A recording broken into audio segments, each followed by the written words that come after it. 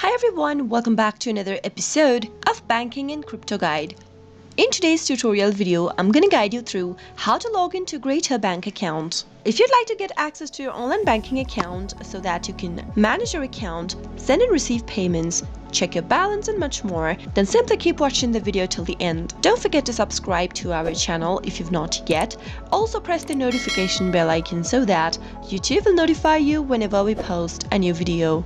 Open up a web browser in order to begin. In the web address bar that appears at the top of the screen, type in www.greater.com.au and press enter on your keyboard. You'll find yourself in the official website of Greater Bank, which looks like this. At the top right-hand corner, click on the Online Banking tab. This will open up a new tab. Enter your username that is associated with your Greater Bank online banking account. Make sure to type in your username correct into the first text box. Now, head over to the next field and type in your password. Make sure to double check your password by clicking on this little eye icon at the right corner. In case you've forgotten your password, click on the Forgot Your Password link and follow the on-screen prompts in order to reset to a new password.